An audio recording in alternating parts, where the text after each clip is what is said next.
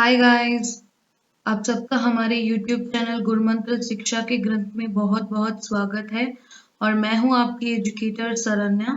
और आज हमारा टॉपिक जिसके बारे में हम डिटेल में डील करने वाले हैं वो है एंटीबॉडी।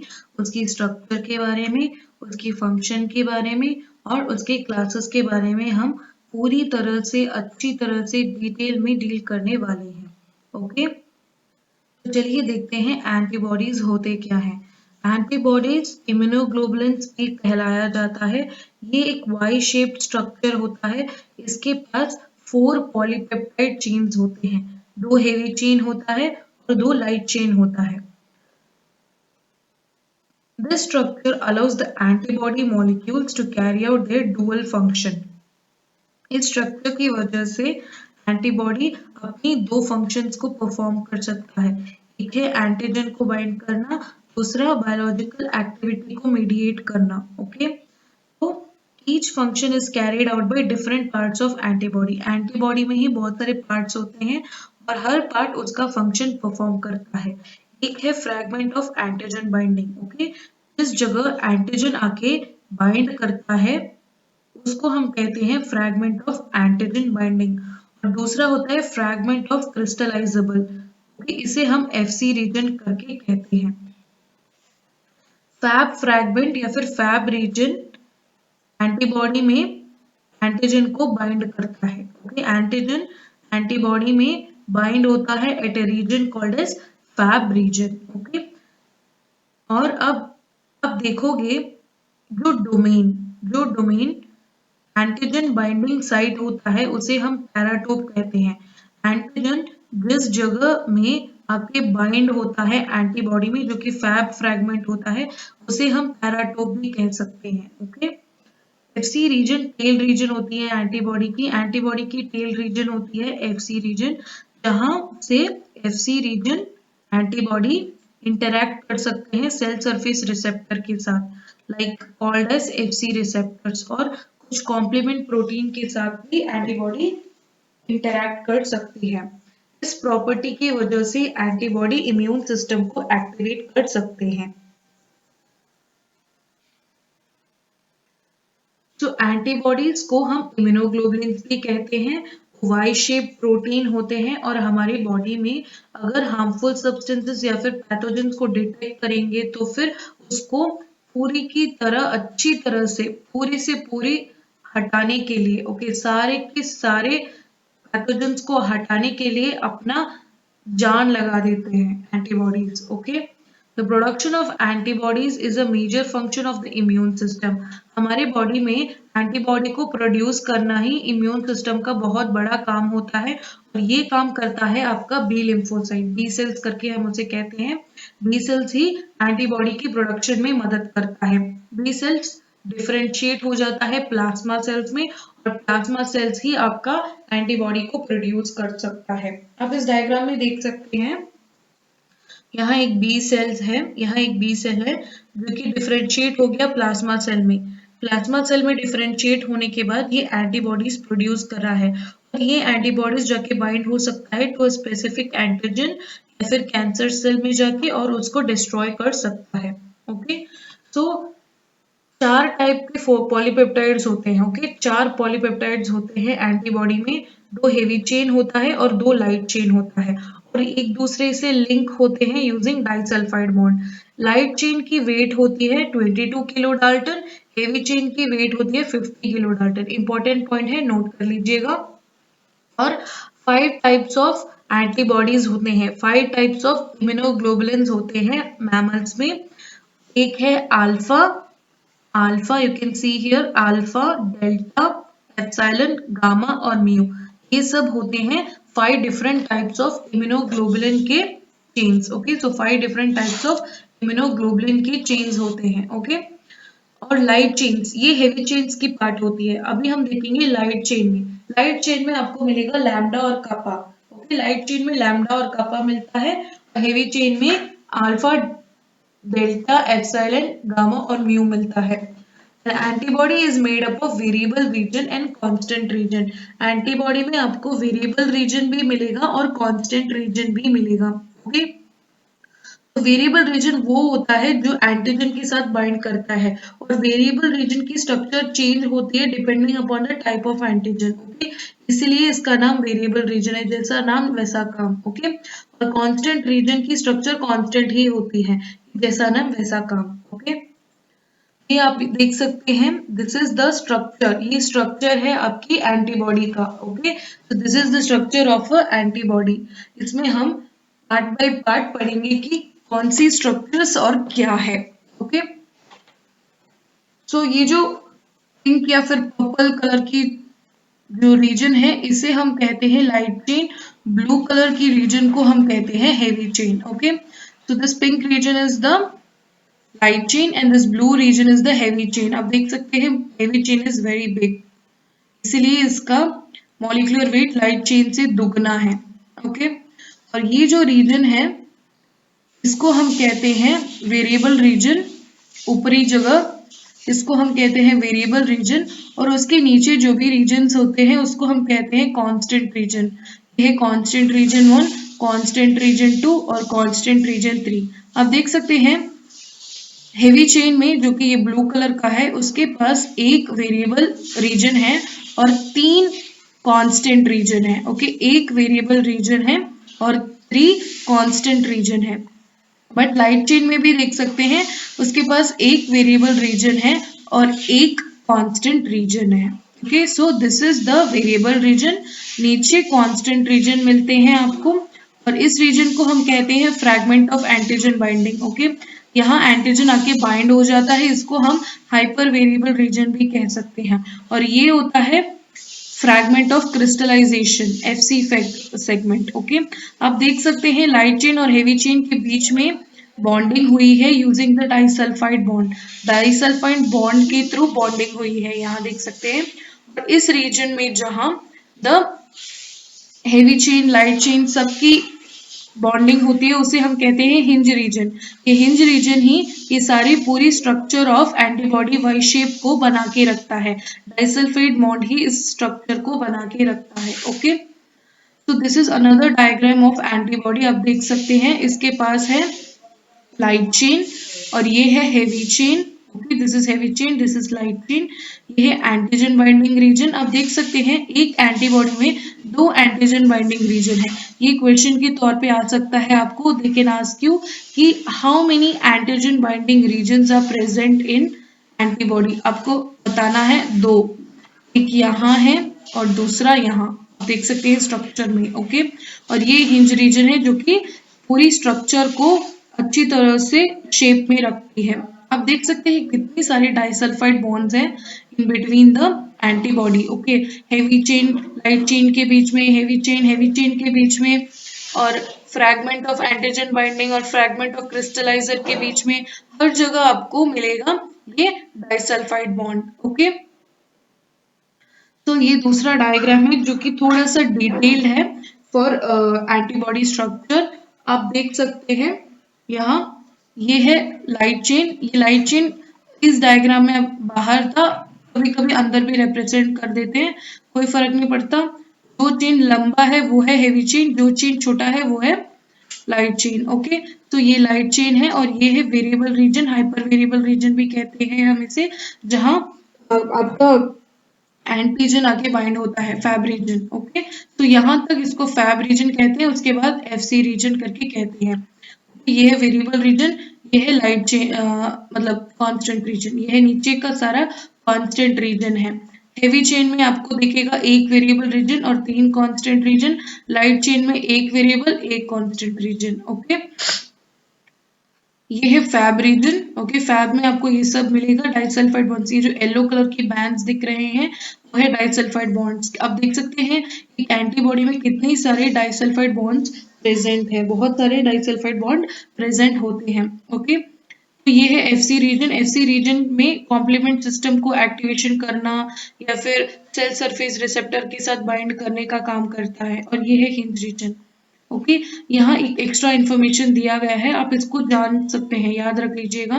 पेपाइन cleavage site. ओके, पेपाइन एक एंजाइम होता है, वो एंटीबॉडी को क्लीव कर देता है एट दिस रीजन, इस जगह में क्लीव कर देगा। तो आपको FC रीजन मिलेगा और 2 फैब रीजन मिलेगा, मतलब ये मिलेगा एक और ये भी एक मिलेगा। ओके, तो F टू AB रीजन्स मिलेंगे और फिर एक FC रीजन मिलेगा। तो ये है आपकी detailed diagram on the detailed structure of antibody की डायग्राम। ओके, अभी तक हमने structure of antibody in detail में देख लिया। अभी हम देखेंगे टाइप्स, ठीक है, टाइप्स ऑफ एंटीबॉडी। तो बेसिकली 5 टाइप्स ऑफ इम्यूनोग्लोबुलिन्स होते हैं।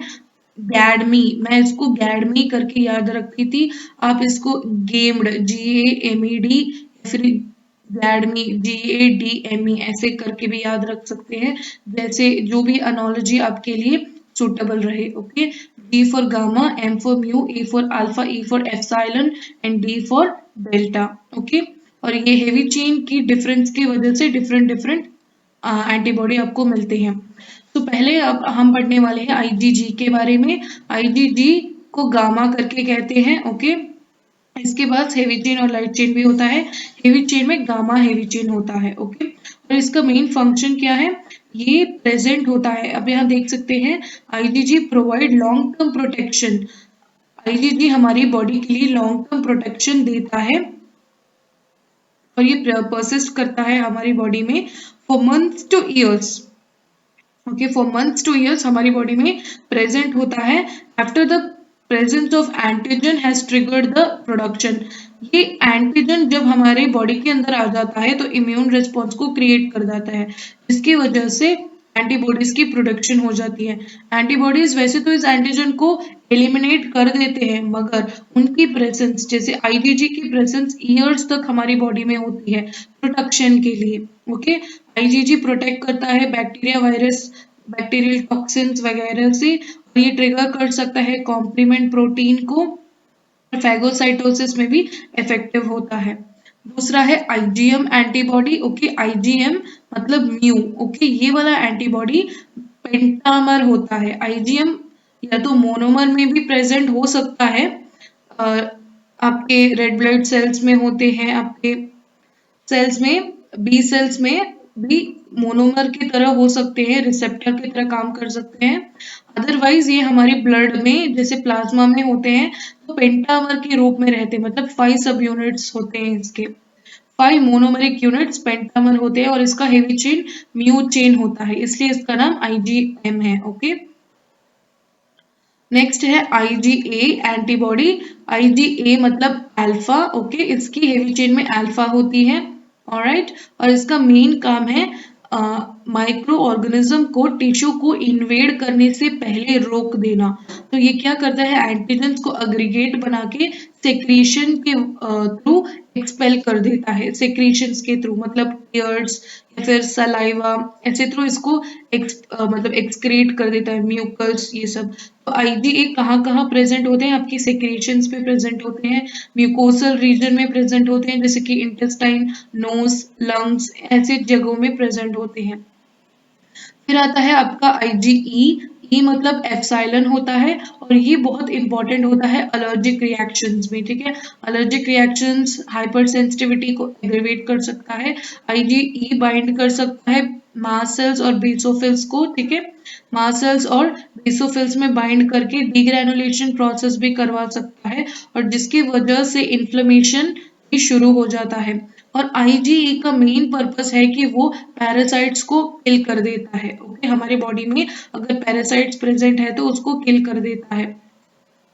नेक्स्ट आपका IgD आता है। IgD is delta. ओके, तो डेल्टा जो एंटीबॉडी है ये बी लिम्फोसाइट के ऊपर रिसेप्टर की तरह प्रेजेंट होता है। हमारे ब्लड में बहुत कम अमाउंट में ही होता है, मगर इसका सबसे इम्पोर्टेंट रोल ये होता है कि ये दूसरी एंटीबॉडीज की प्रोडक्शन के लिए हेल्प करता है, इंड्यूस करता है। ओके, तो आप यहाँ स्ट्रक्चर्स देख सकते हैं डिफरेंट टाइप्स ऑफ एंटीबॉडी की। ये है IgG जो कि मोनोमर है, IgA डाइमर है। इन दोनों के बीच में लिंकेज किसके वजह से है, J चेन की वजह से है। IgD भी मोनोमर है, IgE भी मोनोमर है, IgM पेंटामर है, और वो linked with each other using J chain. आपको ये याद डेफिनेटली रखना है कि IgE सेक्रेटरी है। ओके, सेक्रेटरी मतलब सेक्रेशंस में फाउंड होता है, और डाइमर है, और IgM पेंटामर होता है। ओके, इसको डेफिनेटली याद रख लीजिएगा। अभी अब तक हमने देखा structure of antibody, types of antibody. Now we are going to look into functions of antibody. Functions of antibody देखने वाले हैं।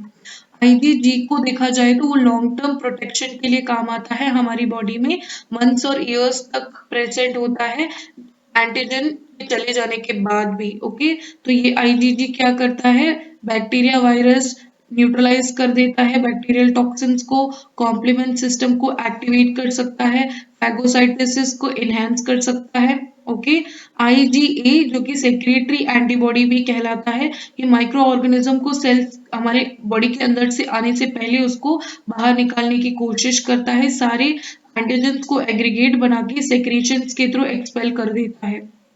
ओके, तो ये आईजीए कहाँ प्रेजेंट होता है, म्यूकोसल सरफेस में प्रेजेंट होता है, इंटेस्टाइन, नोज, लंग्स, जहां भी म्यूकोजा प्रेजेंट होता है वहां आईजीए का फॉर्म होता है। ओके, नेक्स्ट आपका आईजीएम जो कि एबीओ ब्लड ग्रुप सिस्टम में होता है, फैगोसाइटोसिस के लिए होता है। ओके, आईजीई आप देखोगे तो आईजीई क्या काम करता है, मास्ट सेल और बेसोफिल में बैठ के मतलब उसके साथ बाइंड होकर इम्यून रिस्पॉन्स को क्रिएट करता है। ओके, आईजीई भी पैरासाइट्स को स्टॉप करता है। ओके, आईजीई क्या करता है, पैरासाइट्स को स्टॉप करता है।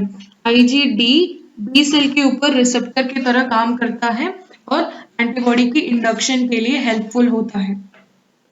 तो ये है एक कंपैरेटिव टेबल बिटवीन सारे एंटीबॉडीज। ओके, सारे एंटीबॉडीज को कंपैरिजन के थ्रू सारे इंफॉर्मेशन इसमें दिए गए हैं और ये आपका एक स्टार स्लाइड है। ओके, स्टार स्लाइड मतलब इस स्लाइड से आपके लिए बहुत सारे क्वेश्चंस पूछे जा सकते हैं, बहुत इंपॉर्टेंट है, इसके इंफॉर्मेशंस आपको डेफिनेटली याद रखनी ही होंगी। ओके, आप यहाँ देख सकते हैं आईजीएम पेंटामर है, आईजीजी, आईजीए डाइमर है, ये आईजीई और आईजीडी है। Okay, mu, gamma, alpha, epsilon and delta. Okay, number of antigen binding site मैंने आपको एंटीबॉडी के स्ट्रक्चर के समय ही बताया था, मोनोमर में जैसे कि आईजीजी है, इसमें number of antigen binding site कितना होता है, यहाँ एक और यहाँ एक, तो 2 एंटीजन बाइंडिंग साइट होता है। क्योंकि आईजीएम पेंटामर है तो 5 into 2 10 antigen binding site, for IgG it is 2, for IgA उसके पास डाइमर है इसलिए 2 into 2 4, आईजीई के पास 2, आईजीडी के पास भी 2।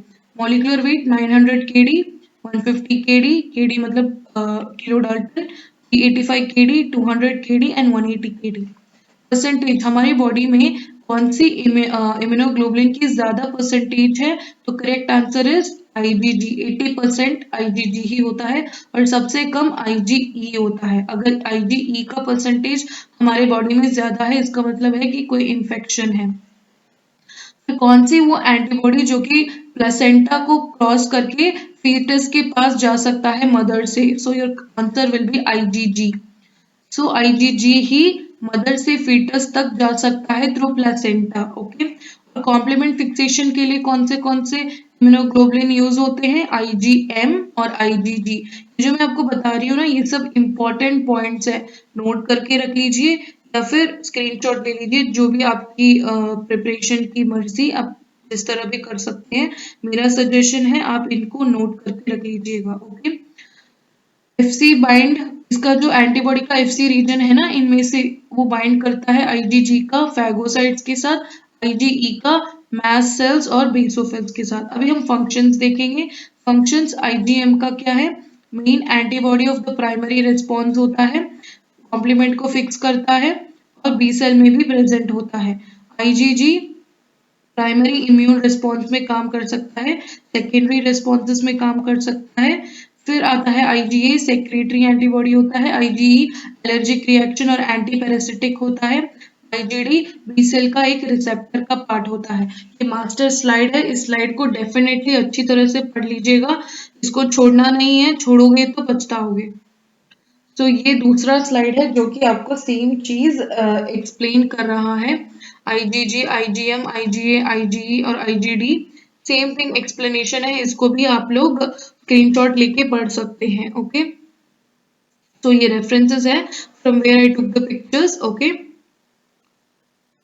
ओके, सो आज की क्लास में हमने क्या-क्या देखा था? एंटीबॉडीज़ के बारे में देखा था कि एंटीबॉडीज़ होते क्या हैं और उनकी टाइप्स क्या हैं, उनकी स्ट्रक्चर हमने बहुत डिटेल में देखा था, एंटीबॉडी स्ट्रक्चर को, फिर एंटीबॉडी के टाइप्स को, दैट इज़ GADME या फिर GAMED, ओके? फिर हमने फंक्शंस को देखा था और डिफरेंशिएशन टेबल, 5 एंटीबॉडीज़ की डिफरेंशिएशन टेबल हमने देखी थी। उस डिफरेंशिएशन टेबल में बहुत इंपॉर्टेंट पॉइंट्स हम लोगों ने डिस्कस किया था।